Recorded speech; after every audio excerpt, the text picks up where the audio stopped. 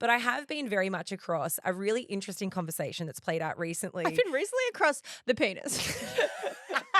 Is what she's trying to say. I'm really across the prosthetic penis, which is what we want to talk about. Remember the Australian actor that got his penis out and it was ginormous.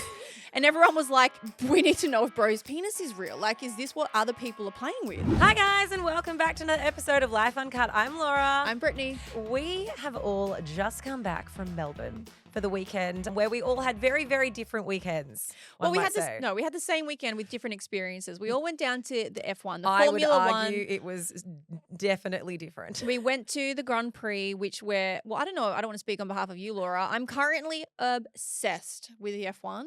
I was obsessed before I went because I got sucked into watching Drive to Survive, which is the documentary on the F1. If you guys haven't seen it, I recommended it a few weeks ago.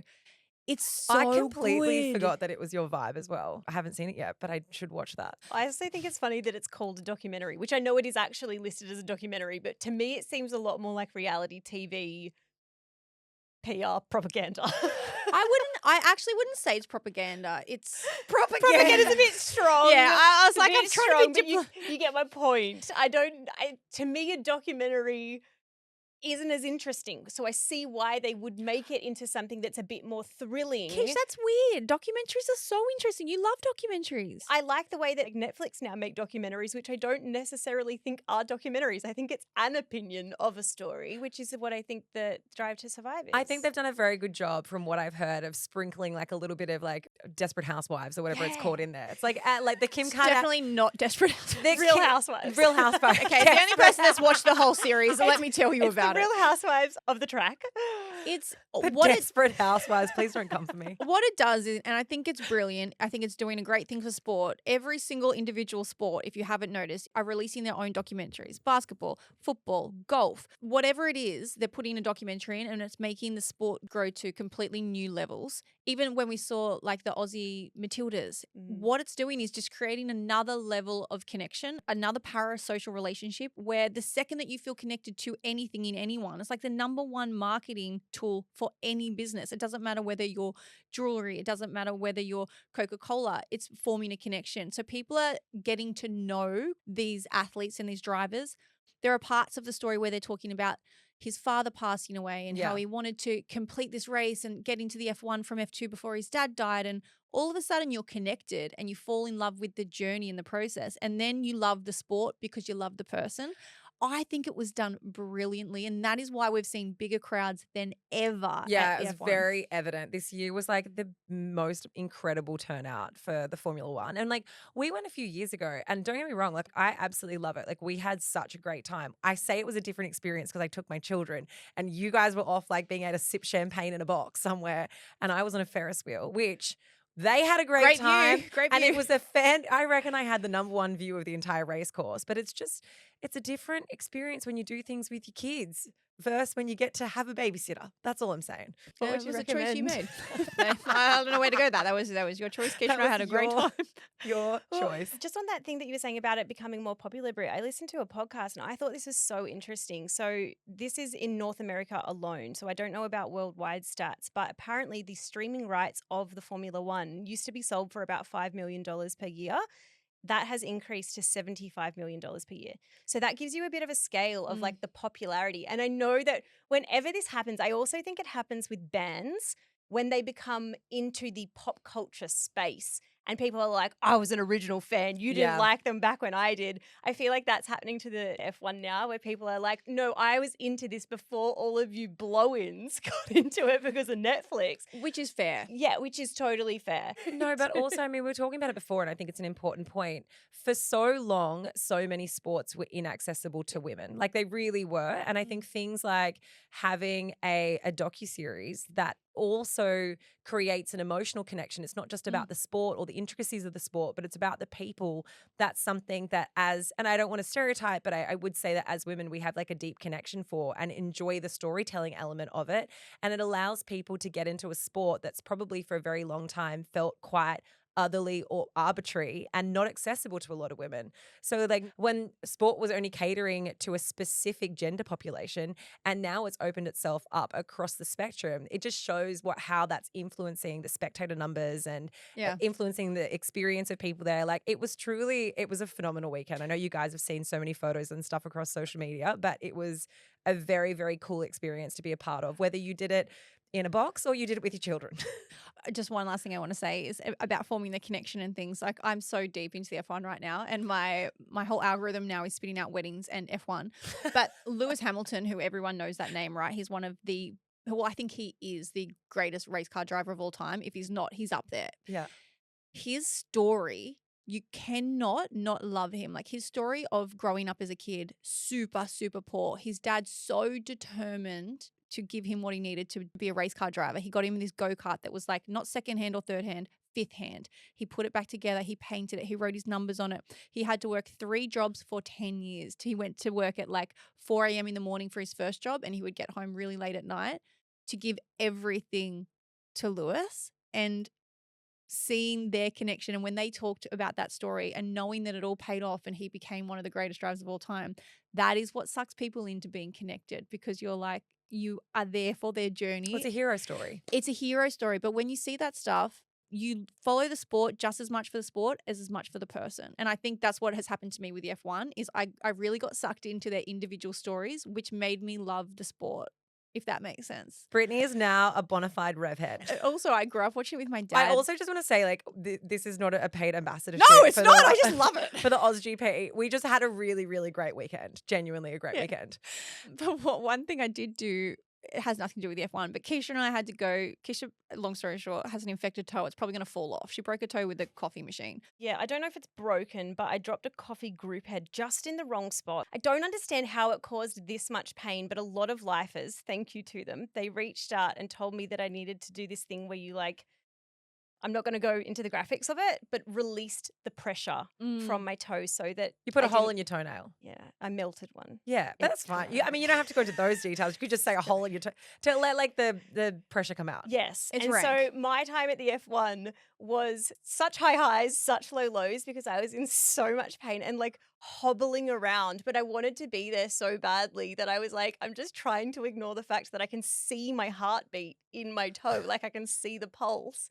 I did have Keisha's foot on my lap a lot of the time because I was like, elevate your foot. That her ranky little foot had to go up on my legs. Why don't you ever let me put my foot on your legs? Because Keisha's Drop was a coffee grind. Keisha's was life or death. We were going to amputate her foot at one point. I do have to say, never in my life have I received so many unsolicited foot pics, like ever. But it was just like a constant stream of updates from Keeshia in the group chat over the weekend of feet. And it did come to a point where I was like, please stop giving this content away for free. It was disgusting. People will pay for this. Get an OnlyFeed account. No one is paying for this foot picture. The scabby. Well, okay, we'll put it on social media. No, we are not. Go to Life Uncut. It'll be there. She sent it to me originally, and I was like, "It's the pedicure for me." It's like half a pedicure on there because there's shellac still left on my toe. Shellac, I feel like could survive a world war. I just don't. It's too sensitive to try and get the shellac off. Yeah. So there's shellac on half of my toe. It is actually the most rank thing ever. Anyway, I don't want to keep talking about my toe. It's disgusting. But I have got medical treatment for it now. Well, my point of the story was... Congratulations. Keishia and I we had to get up early. We went down to Chemist Warehouse. We're like, let's go get you some antibiotics. Now, I'm sorry. Chemist Warehouse to me is like Bunnings. It is like you have a field day in there. You walk out of there with so much stuff. You walk in there for antibiotics and you walk out with like a hair scalp massage and a body brush. And I left Keishia at the prescription area, and I was going down the aisle, and I knew that I needed to get a new... Well, I didn't need to, but I needed a new electric toothbrush. You needed one? Yeah, because the head was gross on mine. Anyway, so I went down the aisle. You can just buy the bit. You don't have to buy a whole new one. Well, that's what I did. I bought the bit, but I couldn't find them. Anyway, so I went down the aisle until there was like weirdly limited staff. Maybe they're on Smoko. It was Sunday morning, and it was like 9 o'clock that just opened. So I went down the aisle and I saw one of the guys working there, and he was like rearranging. He was in the protein aisle. Like, it was a protein guy. So he was like rearranging all the bars and the protein powders. And so I went up to him and I said, hey, do you know where the electric toothbrushes are? And he's like, no, I don't. Sorry. And I said, okay. He just turned around. I was like, well, do you mind finding out for me? And he turns around. He's like, I don't work here. And I was like, oh my God. I was like, I'm so sorry. I thought you were rearranging the protein powder. That's why I asked. He's like, I am. I'm just trying to find my flavor. And I was like, my mistake. I just walked off. And a good day to you, sir. I was like, you have a protein-filled day, sir. I was so embarrassed. Britt like shuffles up to me. I'm 'Cause still I was waiting for my like- prescription. She's like, we need to leave. We need to get out of here. And I was like, I got to wait for my prescription. Like, Because I she was just said- like, how rude. Because he just fully turned. He's like, no, sorry. And turned around. And I was like, cool. Do you mind asking? Was there He's like, anything, you ask. You go ask. was there anything about his persona, like, or what he was wearing? Like, was he wearing a Chemist Warehouse t-shirt? Like, No, he actually was not. No, but he was wearing a polo shirt that was quite tight because he had muscles. That was irrelevant to the story. He was wearing, protein. from side on, as I was walking down, it looked like it could have been a work polo shirt, but it turns out he wasn't. He was probably on his way to his own job. Yeah. This reminds me, I mean, I feel like everyone's had mistaken identity moments in their life, but this reminds me of when I was walking down the main street in Paddington, like near Five Ways, if anyone's from Sydney. And I was walking down there and I had a coffee in hand and I was like, just going about my day. And then I saw a girl who was a customer of mine, or at least I thought she was. She kind of looked at me and then I looked at her and I was like, oh, hey, babe, how you going? Couldn't really remember. Couldn't place it. I couldn't place it, but I was like, oh, I think she's a Tony May customer. And she just looked at me kind of weird. And then as I got closer, I was like, oh, that's Natalie Imbruglia.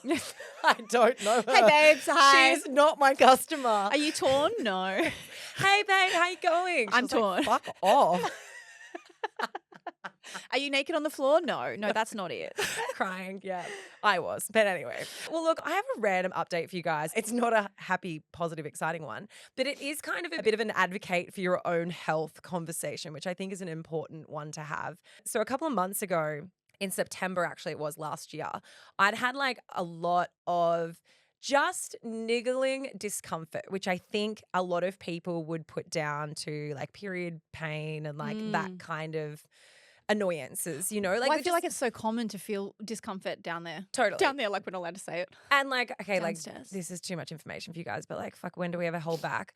After having sex, I would feel that kind of pain in my side a bit. And it was not overwhelmingly painful, but it was just kind of annoying. Yeah, Matt's and not that big. He's, It doesn't stab you he in the was side. hitting my lungs. Yeah. And so like, I was getting chest pain after sex and I just thought my throat was tickling. He's gonna And then love I was this. getting like a headache from my brain. I think he went all the way I up. think it gave me asthma. No, I just had a bit of pain in my side. Anyway, this has been going on for like quite a few months, and I didn't really, you know, with that type of like niggling annoyances, you often just put it off and put it off because you're like, oh, it'll go away. And also like standard woman. Totally. And then it didn't go away. Anyway, I ended up going to my GP who referred me to go and get an ultrasound. And in September, when they did the first ultrasound, they found that I had a 5 centimeter cyst on my ovary, which they weren't like too alarmed about. They were like, yeah, it's kind of big, but it's not so big that we need to do anything about it. It's not small. Like 5 centimeters is not small. No, it's not small, but it's like, Not I guess gigantic. it's kind of just the response to it was more like a just wait and see and keep coming back and checking.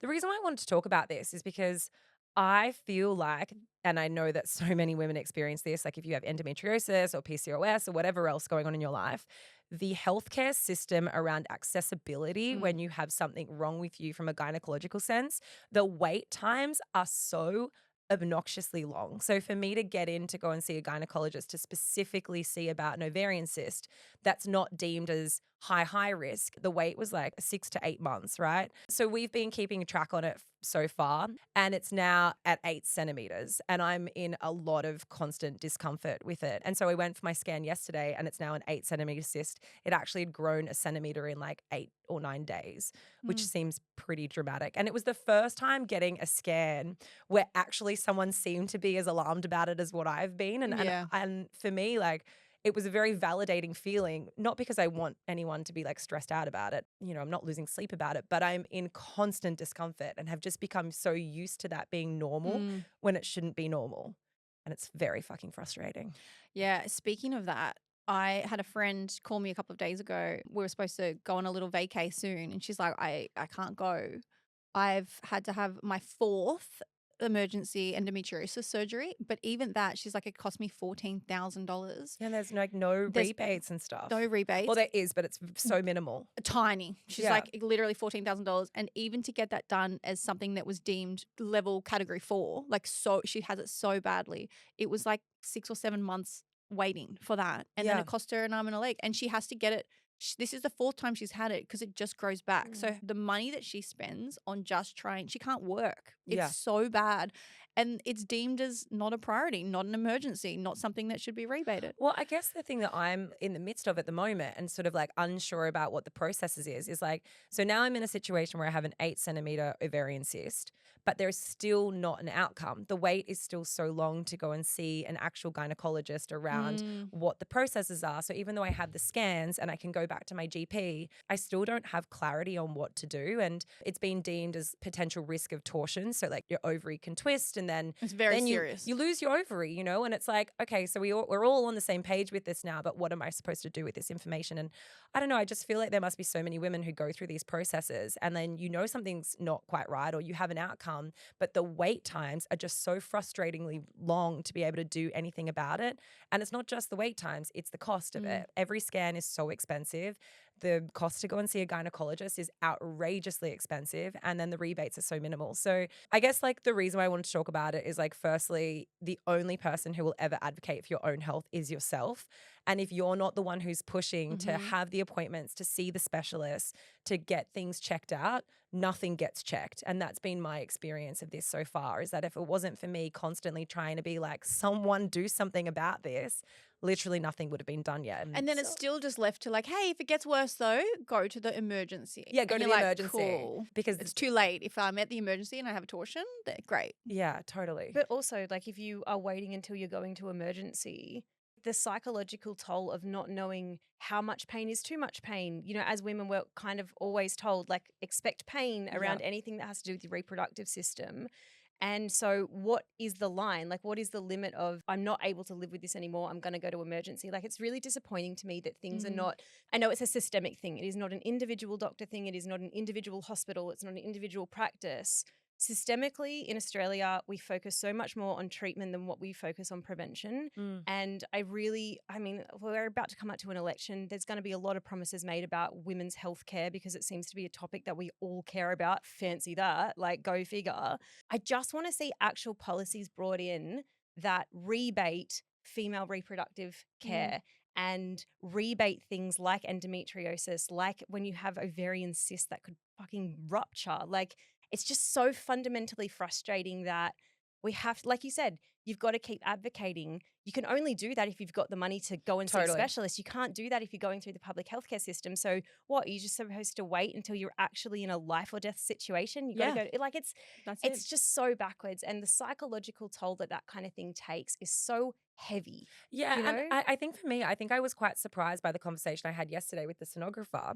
And it was because she was like, oh, well, if this gets worse, which it is not getting better, she's like, you'll probably lose that ovary. And I was like, how is that just a normal conversation that we're having? Like a casual. Like, and she's like, you know, she was very good about it. She wasn't trying to frighten me or anything, but she's like, if it does burst or you have a rupture or there's a torsion, they'll probably have to take the ovary with the cyst. And I was like, I'm not cool with losing an ovary yet. Like that, I'm not at that stage of life. Is that what we're talking about now? All right. Like, no worries. Yeah, Michelle from Shameless talks about that a lot. If anyone is interested, go and listen. Like, I really loved listening, but she only Glass was her beautiful podcast series that she created. She only has one ovary, but her talking about the same thing, like advocating for your own health. And also not even that, she talks really well about just putting up with the pain and being like, oh, cool, this is just it. Like, you know, you're having complete breakdowns at home, like physically you're so in pain that you're dropping what you're doing, you're falling to the floor. And then when it passes, you're like, oh, cool, let's just get on with life. Like, that's just a part of it. Like, oh, what was that? That was weird. And then you just keep going. Yeah. I think the biggest thing for me at the moment is like, I can't have the kids like crawl up onto my lap, or like when I pick them up, I'm so wary of it. Or we were playing in the pool the other day and they're like kicking around and all I could think was like, don't kick me in the stomach. So like, I can't be so engaged with them because I'm so conscious of the fact that I'm in this discomfort. Yeah. But yeah, I mean, like, obviously I don't want to catastrophize it. It's not the worst thing in the world, but it's definitely something that I'm very conscious of and I'm kind of in the midst of. Yeah. And it's really shone a spotlight for me on just the massive gaps that there are for female healthcare around gynecological needs. I mean, you guys know that I've spoken about being diagnosed with PCOS, so polycystic ovarian syndrome, which somewhat ironically does not mean that you have polycystic ovaries. They're actually separate conditions. I do happen to have both. I've had this. Lucky you. Yeah, woo! Go hard to go home. But like, even speaking of that, I remember getting the pelvic ultrasound. That cost me more than $400 out of pocket. And I remember saying to them, I was like, okay, so what's the point of this? And they were like, we just want to find out whether you have cystic ovaries. And I was like, okay, cool. You know, we've got this fork, yes, no. What happens if it's yes? What happens if it's no? And they were like, nothing. We just know. So I'm just spending $400 to know that I've got cystic ovaries, and then we're not doing anything about that. There's nothing that we can do about that. I just want to make that clear. Okay, cool. There is no fucking research in any of these fields. And like, I come from a medical research background. I know why there has not been medical research done on things that have to do with women. It kind of comes back to like results and reliability and all that kind of and jazz. An incredible misogynistic there's healthcare system. no reason. There's no reason now that we do mean, not have research into women's problems. I feel like it is really an area that just so needs to be put into policy and into research and into grants and into funding. And we are going to do another episode. We get asked all the time in the Facebook group to do an episode on PCOS. We are going to do another one really soon. I think actually next week we will record it with Dr. Izzy Smith, who is a wonderful endocrinologist. I'm going to jump on that one, obviously, because I have it.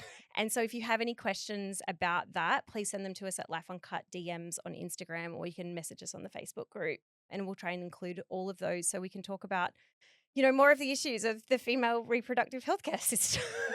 A conversation that's been playing out everywhere recently in the pop culture space and also across media has to do with White Lotus. Now, I will admit I am not up to date with all of the episodes, even though it was my vibe a couple of weeks ago. Britt, you are up to date. You vibed episode 1 and then you're like, I'm out. Oh, well, fuck, man, the lack of the She's intro. been busy with assist. The lack of the intro music really got me. And I even said it. I was like, I'm vibing it. I haven't fully gotten on board yet. The but music I'm coming is back, in it. guys. It's just not at the start. I know. They really like bait and switch, didn't they? I'm coming back. Don't worry. I'm going to catch up. But I have been very much across a really interesting conversation that's played out recently. I've been recently across the penis. Is what she's trying to say. I'm really across the prosthetic penis, which is what we want to talk about. Okay, so if you haven't seen this, Jason Isaac, he plays the main character of Timothy Ratliff. The dad. He's the dad. And there is a really spoken about scene where he's talking to his children. He's also like kind of like off his face a bit. He's stoned or has taken medication, whatever it is. And he's wearing a bathrobe. And then as he's chatting away to his kids, he moves his leg aside and there is a full frontal nude scene of a very big penis. Yeah. Now, flaccid, but like a slug. Yeah. It's a slug. It's there. It's thick, it's big, it's long. And the first thing you're going to think is that real? The first thing you're going to Google in that moment, I can guarantee it. Everyone stopped down and was like, was that real? That wasn't my first thought, to be honest. My very first thought was not, is that a real penis? It looked very convincingly real. Like, I mean, the prosthetics in movies these days are absolutely top notch. It did look very real. I just looked at it and thought, like, I kind of got more taken aback by the shock factor, which I think is intention of it, because there's nothing, and we'll get into all of the discussions around it, there's nothing sexual about it. He accidentally flashes his children. It's an embarrassingly funny moment that's kind of just played off as like, oh my God, ew, dad. But the big questions have come off the back of the interviews that Jason Isaac have had recently, because people are no longer asking him about his character development or about the role in the White Lotus. The questions that he's receiving really pertain to whether or not the penis was a prosthetic. Now, he has responded and has had some very interesting reactions to his response around whether it is or isn't appropriate to ask a person if their genitalia in a movie is a prosthetic. This is an interview which has gone viral. This is from the CBS Mornings, which is a morning show in the States. Have a listen to this. You know, you're making news because for last week we got to see a full frontal and it was you. Yes. And I'm trying to figure out And we how were to all ask this talking without about it. being impolite. Go ahead. Was that you or was that a prosthetic? Well, because we were debating it. Because we were A debating. lot of people are debating it. It's all over the internet. And it's interesting because You didn't answer the question. Well, I'll tell you why. Because the best actress this year was Mikey Madison at the Oscars, and I don't see anybody discussing her vulva, which was on television all the time. No, I'm not talking about Swedish cars, you know? So I think it's interesting that there's a double standard for men, that when women are naked, Margaret Qualley as well in The Substance, nobody would dream of talking to her about her genitalia or her nipples or any of those things. And so it's odd that there's a double standard when it comes to discussing. But we so rarely It's a bit of a dodge. Bit of a dodge. Yeah, he's still It is a dodge because I don't think that people really want to know how the sausage is made. Yeah, they do. I kind of Nice do. one. Is it, I kind of do. Is it the same? Is the guy who does the prosthetics the same guy who does the ears and the noses? Who's got fake ears? Not on the show, but in general. Who's the guy you call? I genuinely think it would be odd when there are characters in some of the women are naked in here. It'd be odd if they were sitting here and you would never dream of discussing It's the also genitalia. true. I think if prosthetics were standard with actresses, we would ask a female What is your actor. obsession? And are you having Very obsessed. It's not Very only Are you having We've been therapy? talking about it all morning. But what, Mike White is a brilliant writer. It's the best series on television for a long time. God. And what is the obsession with penises? It's an odd thing. Because we really get to see him on I television. think we have to read a tease. Yeah, okay. Jason? Gail, you're watching the wrong television, obviously. Now, the reason why I wanted to play that audio is because there has been so much backlash around his commentary because it's so important how something that's said verbally can take a very different context when it's actually written into an article. Like a statement has a different tone. You can hear from that it is all said very much in a jokey, light and jovial manner. However, the big question is raised, is there a double standard between male nudity and female nudity on TV? Yeah, definitely important to have context. We say that about everything because when you read the quote, it hits different to when he says it. What I do think is funny and interesting before we nut it out. What I do think is funny and interesting is that he has avoided answering if it's a prosthetic. And there is a part of me that does wonder, is that because you really want people to truly believe that you are the owner of a really large penis? But the funniest part is the kids in the show, the kid actors, Sam Nivola and Sarah Catherine Hook, they already confirmed it was a prosthetic. So he's like, I will never confirm that. Like, it's not important. But they've come out and they've said, yeah, it absolutely was a prosthetic. He was dancing around going, it's my fake penis day. It's my fake dick day. He goes, it's fake dick scene day, everyone, like with his prosthetic on, which I think is really funny that he's trying to keep the mystery alive and they completely just out him. His comments have been very divisive online. There's been a lot of people that have been completely attacking him, saying this is complete double standards. Women's bodies and nudity from the dawn of time are constantly spoken about. They're constantly asked about, so many inappropriate questions in interviews, on red carpets. So there's a lot of people that are really sort of crucifying him for his comment. But then there's a lot of people in agreement saying, yeah, we shouldn't be asking these questions. Why is it important? And personally, I sit on the fence of both. I agree with him that it can be deemed an inappropriate question and it's probably not important to his character development. But I disagree with him saying that this is a double standard.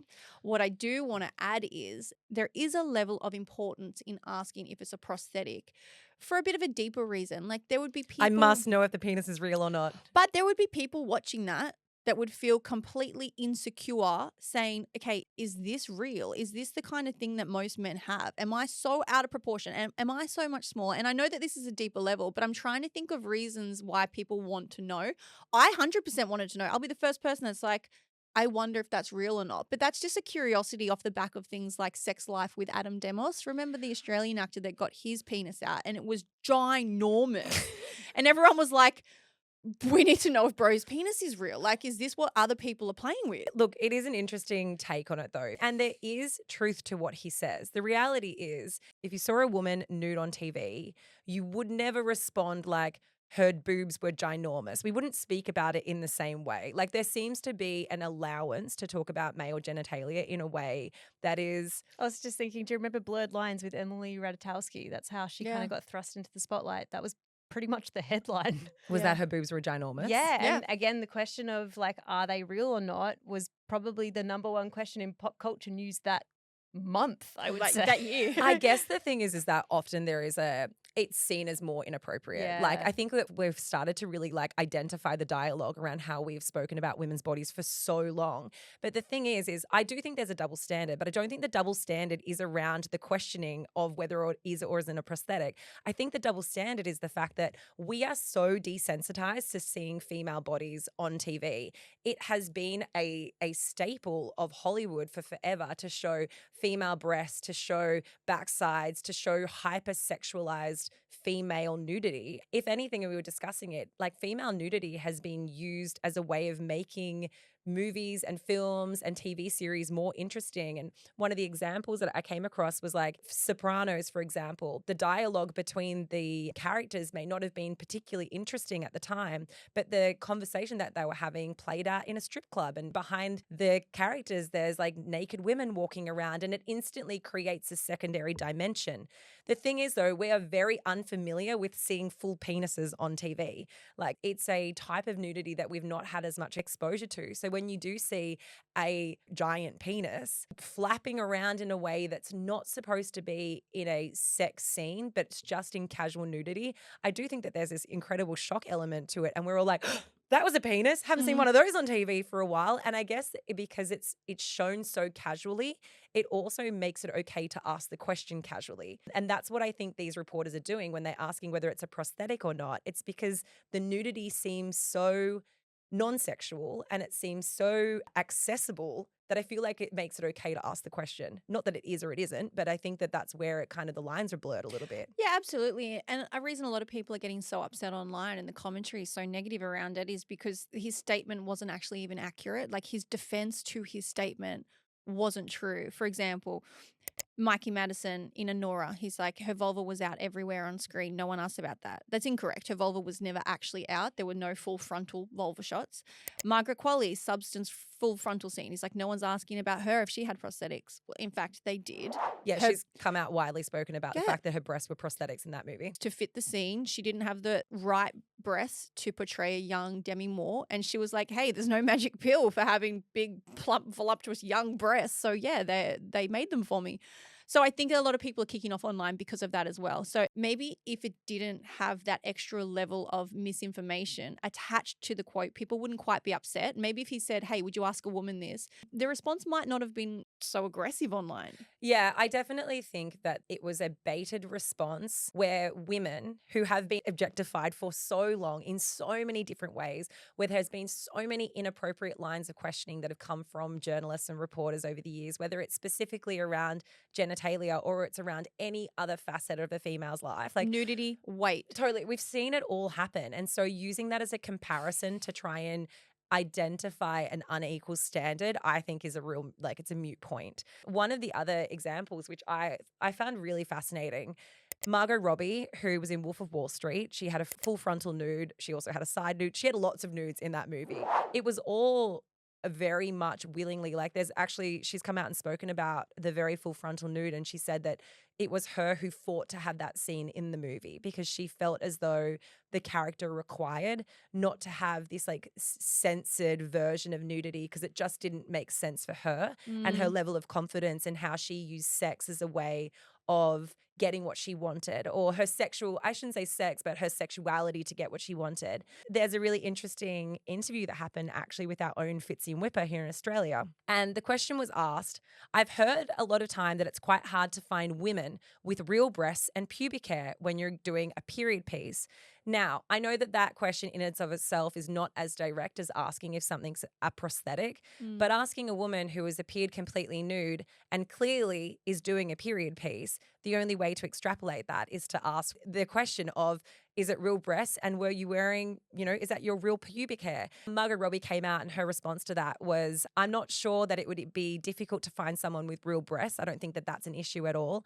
However, I remember on Wolf of Wall Street, there was an entire merkin room, a whole room full of merkins. Now, for anyone who doesn't know, a merkin is a prosthetic piece of pubic hair that actresses can wear. So if you've been lasered, you can then put pubic hair on. I mean, when has it ever been appropriate to ask a woman about their pubic hair and how their pubic hair shows up in a period drama? But the thing is like, this is just another example of how this line of questioning is something that is not unfamiliar to women. I think if you're going to do a nude scene in a movie and it's going to be shocking and it's going to be gripping, you almost have to expect that there will be questions about it because people are so interested in it. I disagree slightly with the pubic hair question because I think that it's a period piece, so I understand it's a general question of curiosity. The breast part I think was inappropriate, but I think asking, hey, what happens now? So many women are waxed and lasered and there was a real trend against pubic hair, but period dramas really try to stay true to the time in terms of tattoos, underarm hair, body hair, ear piercings. So I think that the way they framed that question was okay. If they asked her directly, hey, like, are you lasered? Did you wear fake pubic hair? I'd be more offended. But Yeah, for for me, sure. I sort of let that one slide because it was a period piece. If she was just doing a normal nude scene or something and people are saying, hey, did you wear like a fake vagina? Like, I think that is inappropriate. In terms of him saying like you wouldn't be asking about someone else's genitalia in a movie. And I think that's where he has gone wrong. Well, it just feels very out of touch. It just feels a little bit out of touch. Well, not a little bit. It feels a lot out of touch because it's literally what we face. And you don't have to be a public figure to be facing this. And I think that's the important thing too. It seems like a little bit of a false victimhood, you know, like, oh, you would 100%. never ask a woman about this. It's like, actually, women get asked about much harsher and worse things all the time. But Laura, something I thought was really interesting that you brought up was the different ways in which nudity is shown on our screens. And I was trying to think of like, oh yeah, because when I think about the female nudity that we have seen scenes of, and I'm particularly thinking about Bridgerton because it's kind of top of mind for me at the moment, whenever female nudity is shown in those scenes, and there's male nudity as well, like we see some bums and I think we see parts of penises. Is that the plural? Peni. Penises. It's always done in a way that's quite romantic or seductive, or it's adding to like the romanticism of the scene. Whereas in White Lotus, anything that Mike White kind of touches seems to be really different. Well, female nudity, I find, is very much catered to the male gaze. And I think if you think of any movie that you've seen recently or any nude scene that has a female in it, normally it is a type of female. It is a conventionally beautiful, conventionally perfect female nude. Perfect breasts, perfect vulva, perfect butt. Like, you don't need to even worry about the level of nudity because nothing's hanging out to see it. Do you know what I mean? Oh, I would disagree slightly, probably 90% of the time. But I mean, Nicola Coughlan, who was from Bridgerton, who did her nude scene, and she was constantly trolled and asked about that, like how brave you are and how did you do that being the weight that you are. She got a lot of pushback and she was like, hey, I'm a beautiful woman. I love how I look and I'm confident. She had some line about having perfect tits, which is really funny. The thing is, you're always going to be able to find outliers. Yeah. But what I'm talking about is the majority example. And I absolutely know that there will be, I'm sure that if you go back through the Rolodex of things that you've seen, you might have one reference to an old woman who is naked or one reference to a larger woman who is naked. Like, I'm sure that there are references. Few and far between. The major majority of female nudity on our screens are perfect nudity. It's the same type of sexualized nudity that we see across all media. The thing that's different about White Lotus, and something that I find particularly entertaining, is that the nudity that is being shown isn't nudity that's created for men to watch and enjoy. The nudity that we're seeing, almost every single scene, it's been like a dude casually getting his penis out. Or if you remember in the very first season of White Lotus, one of the main characters' balls were swollen. And so you saw this like very comical shot of his swollen testicles.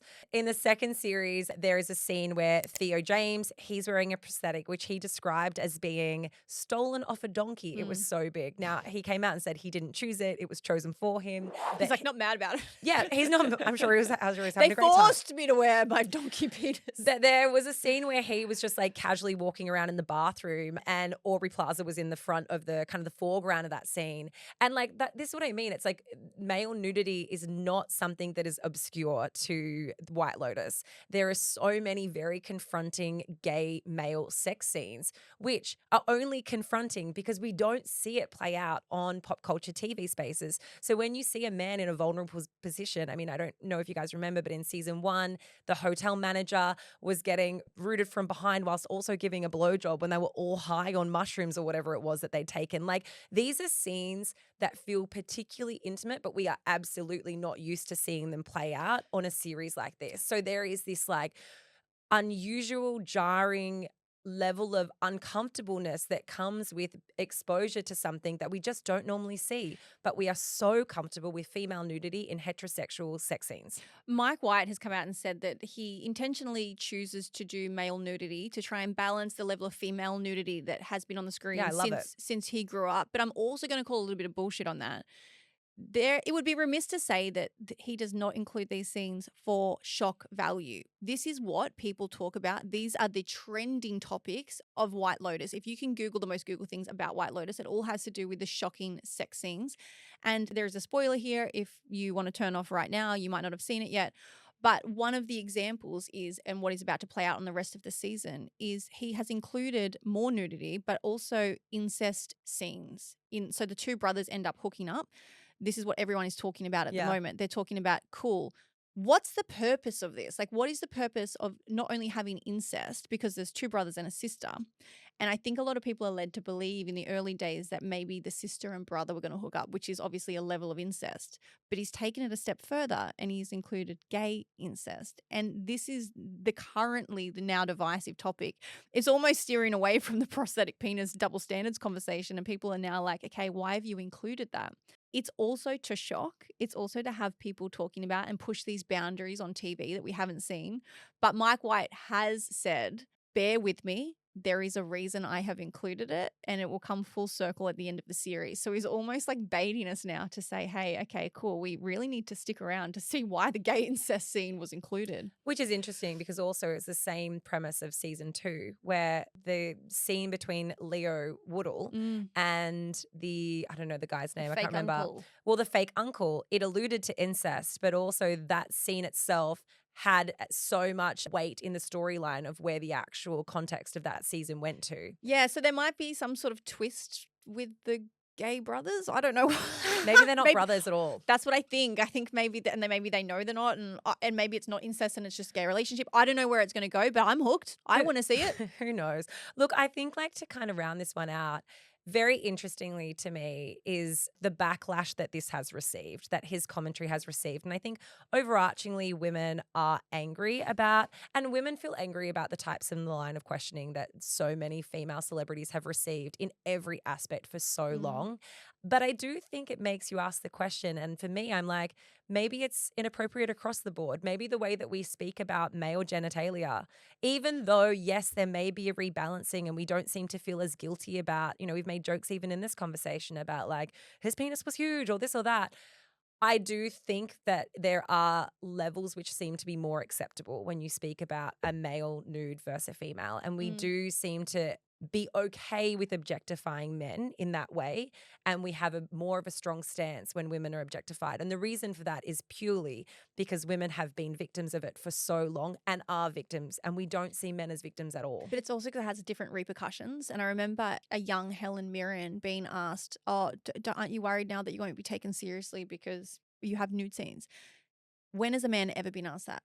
There is no way any of these actors, Barry from Saltburn, who's nude the whole time, has sex with a grave. There's no way. He got applauded for his acting. That's true. He fucked the grave. dirt of a grave and no one said, are you worried about how this might impact your career? Yeah, are you worried you're not going to be taken seriously now? No one. But women constantly ask that. If they're like, are you diminishing your career now? Is your career on ice because you're nude? Like, it just means we're not taking it seriously. The only thing that I think is a bit weird is that we're talking about this as though they're not using prosthetics. Like, it's still weird to me that for us to have a dick on screen that we are like, oh, wow, that's shocking and that's interesting. It has to be a fake one. Well, I think it pertains to size, right? Like, and part of that is I don't have the answer to this. So it's kind of why I'm not sure about how to kind of go deep on it, lol. But that's because it is unusual to me that every single penis that has appeared in the White Lotus has been obnoxiously large. And there isn't any sort of reference thus far of a small penis on screen. And is it because an actor doesn't want to appear to be or to have a small penis? If they were to have a small penis, would it be a small prosthetic penis? So then they could easily say, oh no, that was a prosthetic and cover themselves. I don't know about what's the implication of having only big dicks on our screen. I mean, I think I know what it is. And it's because as a society, we associate certain personality characteristics with genitalia. Like we associate big dick energy. It's literally the label of it. We associate certain things about that penis with a character. And so I don't think it's a mistake that they would be using them. It could be because the actors don't want to have their own genitals on screen, which I would respect. Fair enough. Regardless of gender. Well, because then you can almost say I wasn't actually nude. Yeah. It's almost a protection, But I also think too, it comes down to the stigma that's still attached to having a small penis. And that is also just something that society puts on people, which this is not helping the situation by giving people donkey penises, not helping people. Exactly. But Barry didn't have a prosthetic. That was all his. He was Google that, have you? Who's Barry? From Saltburn that just fucked the grave. Keoghan. Oh, he didn't have, that was It was all real. him, baby. Yeah, he openly talks about it. He's like, it was all me. Wow. I was uncomfortable for the first scene, then I loved it. Did loads of retakes. Did loads of dancing around. He got really comfortable. But That's funny. it's a really interesting discussion. I do wonder if in 10 years, you know how you said before I'm about Googling how now. how we're kind of applauding Nicola Coughlan on Bridgerton for having her less than, societally acceptable, perfect breasts on screen. Maybe we're just like behind the eight ball of that for men. Maybe it's going to be another couple of years, maybe a decade until they're okay having their less than donkey dicks on the screen. What has happened to this conversation? Where has it gone? Down the toilet. Anyway, guys, let's get to Accidentally Unfiltered. All right, Accidentally Unfiltered. This is a very funny, quite an innocent one, which I think is probably suitable after the conversation we've just had. So my sister took me to get my very first fake tan. I was young, maybe about 17 at the time. We walked in and the lady gave me a pair of disposable undies. It was a G-string, and little naive me was pretty unfamiliar with G-strings, having never owned a pair. I was a Bless. full brief girly. I put it on. The lady came in. She walked in, gave me a little look up and down, and just started tanning. Didn't say anything. Fast forward to when my sister and I were home and I was walking around naked, and my sister gasped and broke out laughing when she saw a really thin line of white skin up my front and the big triangle of white skin on my butt. I put the G-string on back to front. She had one tiny white line up the landing strip. Bless her. Good. You can wear those tiny bikinis that everyone's getting Do you around in think- Bondi Beach. Do you think the tanning lady should have said something, or is it better to not say something and just said, No, you don't say anything because you can go into a tanning booth nude. You don't have to. If you want to wear that G-string back to front, upside down on your head, go nuts. Like, it doesn't matter. Because you put it over your face? I always wear like the disposable undies when I go into a tanning booth, but I have friends who go in nude. I go nude. But you have to touch your knees. Like, you got to bend down so they What? do You- under your bum. I've never touched Pardon? Laura, I have never touched my knees in a fake tan. So they don't do under your ass cheeks? They Do they tell you to bend over and pick up the soap? Yeah, bend over and cough. No, what they do is Lean forward. you stay upright and you just bend like an inch and down. You don't bend over. You don't touch your knees. You don't. I need to check where I'm going. Where are you going? I got told to bend forward. Were you not in prison? Bend my knees. I got fingered at the same time. It was great. And they filmed it. So weird. They said it was for security purposes. Join my OnlyFans account, guys. Wow, don't go to where Laura Ah, goes. they do a fantastic thorough tan. They really do. It's been a while though. It's been a while. Anyway, guys, look, it's time to suck. That was so funny. She's like, yeah, it's so funny when they make you bend over. We're like, what? Touch your knees. What? That's like the time when Keeshia were talking about getting waxed, and Yeah. Britt was Laser, yeah. horrified that you're on your back. I am still Yeah, 'cause horrified I that there's still- not a uniform way. I don't know why there's not a uniform way to do spray tans. I do not know why there's not a uniform way to laser your bum. I'm sorry. I am still find it so funny that you are on your back and you have to roll back and hold your legs up to your chest. It's so funny. It seems like a really smart way to access your entire butt crack. Someone commented on the video and they said that they were asked to do like a baby cradle. You know that where babies hold their legs? I think people are taking It's the a piss. yoga move. Whoever is that laser person is absolutely having a go. It's the same place you get your tan. All right, it's time for Suck and Sweet. I'm going to kick it off because I have quick ones. My suck for this week is actually, I don't really have a suck. but I- Finding out that you're not supposed to bend over. No. your suck. My suck is, I mean, I've already spoken about it. It's definitely got to be my ovarian cyst. Like Yes. that's like high up on the sucking of the sucks at the Fair. moment. But my sweet for the week, it's a really great one actually for me. So many of you guys have written to me about, after I spoke about Lola having a really, really hard time at daycare. And she has been. It's been months now and it has just been this ongoing battle for her and for us. However, we made a decision recently to send her to school next year. So that was a big one for us because we're going to hold her back another year to keep a 1-year gap between Marley and Lola.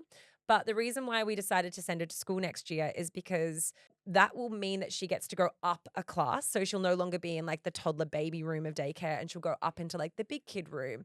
And I kind of started to suspect that a lot of her upset and her behavior changes and her like absolutely struggling at daycare was simply because she felt as though she was in a room with children that weren't aligned with where she was at. Like she wants to be a big kid. She doesn't want to be treated like she's a toddler.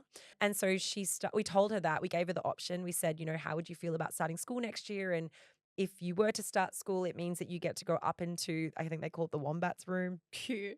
And she was so fucking excited. And yesterday she had her first day up there and she has not had one day this year where she's come home stoked from daycare. Aw. And she came home and she was like, I love it so much, mummy. She's like, I can't wait to go to school.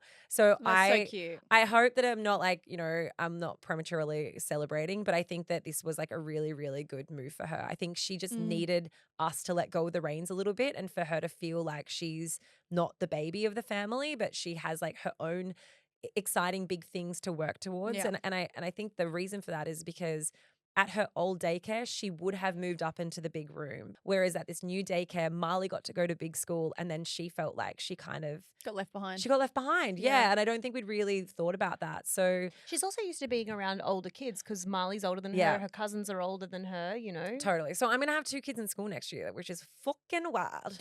This is what I just thought about. So funny that you were like, Marley is a genius. I'm going to hold her back a year. Lola's working on her alphabet, but I'm going to send her a year early. Because what I've realized is that the spectrum of kids in kindergarten is vast. Like there are so many kids that are in kindy that are just turning 5 now. Yeah. So they were 4. So I'm Yeah. like, mate, Lola will be fine. She'll be smack in the middle. She's a resilient little cookie. She'll figure it out. I am going to do a U. I don't have a suck this week. Look at us living our best lives. I really loved it. And I thought I had a moment where I was like, wow, I'm really like grateful for my life at the moment. Like I really loved the F1. I had a great weekend with Keish. Yeah, it I was don't awesome, include wasn't Laura it? in that because we actually barely saw each other because you were on the Ferris wheel, just stuck going round and round and round. You don't have to include me in your fantastic weekend, but I also had a fantastic Yeah. weekend there. It was really great. Yeah. Just different. And my suite would be around the F1, and we didn't mention it earlier. I did mention it on my Instagram, but Keishia and I got this incredible experience. So we were lucky enough to meet the boss of Red Bull Australia, and Red Bull's one of the biggest driving forces of the F1. And just so you guys know, I didn't know it was the boss, and that might come into the story later. I wasn't going to include it, but Keishia definitely did not know he was the boss. I said things that you shouldn't say. But he was like, hey, do you want to go into the garage where, where it's like where they drive in and quickly get their tire changes and Yeah. everything, and the whole team works on it, they're talking. And we were like, yeah. So we got to go in and literally be in the thick of it and watch it happen. We got to put the headphones amazing. on and we got to listen to them talk to each other as he's racing. Then he would come back in. It was like Max who was racing at the time. Max yeah. Verstappen. Yeah. He's like 4 times world champion. And that was a moment where I was like, God, this is just such a cool once in a lifetime experience. And I was so in it. It's And- literally like you cannot buy that experience. No, you can't. And you can't take photos. You can't do videos in there. You just have to really be in it and be present. And it was really cool. So I don't have anything to flex about it. Don't have anything to show for it, but I have the memories that I'll have for a lifetime. Yeah, and that's kind of where things got a little awkward. As we were leaving, we were talking to the people who worked for Red Bull, and Britt and I were both like, oh my God, that was so cool. Like, what an unreal experience. I We were asked just how so much it thrilled. was. Britt was like, can you buy tickets to do that? Like, and how much would it be to actually have that experience? We were just so overwhelmed with how cool it was. Well, because I wanted to take my dad. So I was like, oh God, I wonder how much this would be. So Britt asked this question to the guy that we were speaking with who worked for Red Bull. And he was like, no, it's a money can't buy experience. It's kind of like it's our discretion, blah, blah, blah. And I lean over and I'm like, oh, look, I'm sure there's a number. Like, Wink, I'm wink. I'm sure there's a price that someone could pay. And Britt kind of went, yeah. And we kept walking, and about 100 meters down the road, Britt goes, Keish, do you know that was like the head of Red Bull? Like, 'Cause I Keisha's trying to accidentally just implied, like, I'm sure you could be bought. And he's like, no, you can't. She's like, wink, wink. And I'm like, Keisha, stop it. I was like, stop. I was like, don't take me anywhere. It was so embarrassing. So yeah, that was my no suck, and I had a really amazing suite. That's me. Well, guys, that is it from us today. If you have any questions for Ask Uncut, slide on into the DMs at Life Uncut Podcast. Go and join the discussion at our Life Uncut discussion group, which is on Facebook. It's where all the good stuff goes down. And leave us a review if you feel so inclined, but don't That'd be leave it if great. it's going to be bad because Obviously. I don't want to hear it. Do you know one thing I want to say in reviews is, and sometimes we have a chuckle about it, sometimes people write the most incredible reviews. Like you could not have it. You read it and you're like, oh my God, that is so nice. They're like, you couldn't love us more. Love you guys. Love the content. Been listening forever. Don't have a bad word to say. But then they'll be like 3-star. And I'm like, what does it take to get a 5? I was like, I think that's an accident. Do you I think if they've written like a glowing review, but then they've hit like the wrong amount of stars. their fingers like slipped off the That, side. that to me feels like that was an unintentional thing. But when they're like, hey, you guys fucking suck and it's a 1-star, I'm like, oh, that was an intentional one. No, that's intentional. No, I just think meant that. I'm Oh, gonna tell myself that was an accident. so maybe if you've been like cooking, you got oil on your fingers, don't go to hit the stars in case you're going to slip off, but be conscious of the stars. yeah, you accidentally wrote that really mean sentence and then gave 1 star. That was Yeah, it was an totally. accident. So yeah, guys, if you've been wanting to leave a review for a while, or you enjoy it, and you're just like a pleasant bystander and have never done that before, go and do it. We would deeply appreciate it. And for anyone who's gotten to this point of the episode but actually fucking hates us, that's weird. Stop listening. Like, No, but still listen. Just don't comment. You know the drill. Tell your mum, tell your dad, tell your dog, tell your friends, and share the love because we love love.